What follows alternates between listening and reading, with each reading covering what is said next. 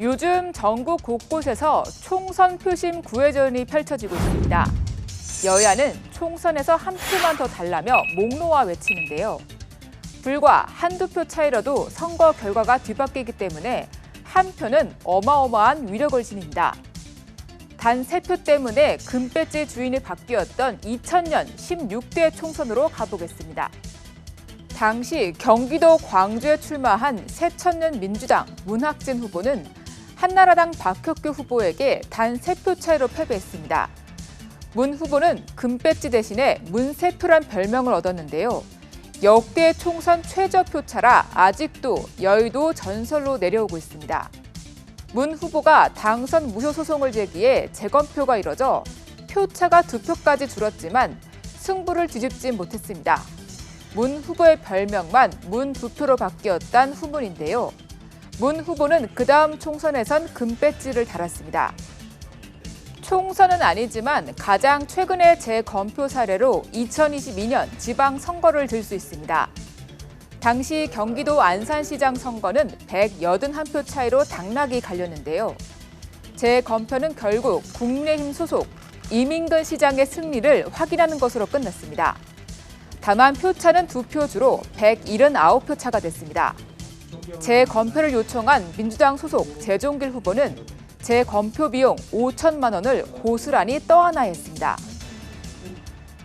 그렇다면 지난번 총선에서 가장 적은 표차로 운명이 바뀐 지역은 어디였을까요? 바로 인천 동구 미추홀 을로 표 차이는 171표였습니다. 당시 무소속으로 당선됐던 국민의힘 윤상현 의원과 민주당 남영희 후보 이번 선거에서 다시 격돌합니다.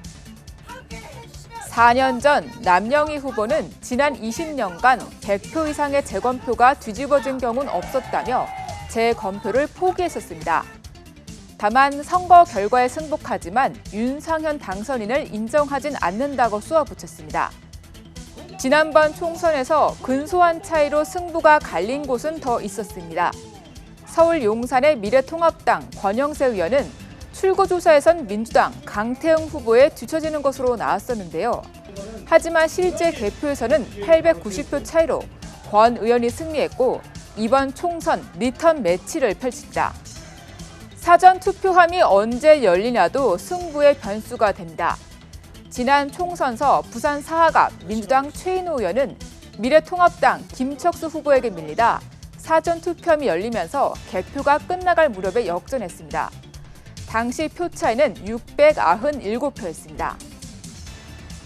만일 재검표를 해도 득표수가 같으면 어떻게 당선인을 정할까요?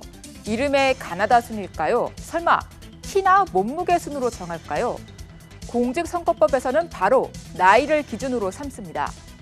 득표수가 같으면 나이가 많은 후보를 당선인으로 정한다는 건데요. 하지만 2018년 지방선거에선 연장자 우대 기준에도 불복해 재검표에 들어가 승부를 바꾼 사례가 나왔습니다.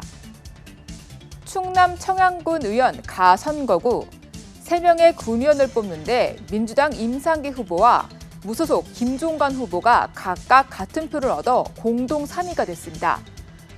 수차례 재검표에서 임 후보가 얻은 한 표가 무효표로 처리되면서 김 후보가 당선인이 되었는데요. 임 후보의 요청으로 다시 재검표한 결과 두 후보 모두 같은 표를 얻은 것으로 나와 선거법에 따라 1살 많은 임 후보가 당선됐습니다.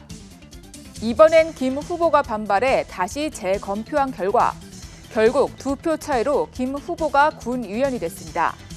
이 과정에서 후보와 선관위 간 법적 다툼이 벌어지며 진통을 겪었습니다. 몇 표 차이로도 당락이 바뀐 사례를 보니 한 표의 위력이 더 대단하다고 느껴집니다. 이번 총선에서는 부정투표 논란을 해소하기 위해 사전투표함을 CCTV로 공개하고 손으로 투표지를 검수하는 수개표도 30년 만에 부활한다. 각종 여론조사를 보면 오차범위 경합 지역이 수두룩한데요. 피를 말리는 개표 전쟁 끝에 희비가 엇갈리는 사례가 이번에도 나올 수 있다는 뜻일 겁니다. 지금까지 여의도 풍향기였습니다.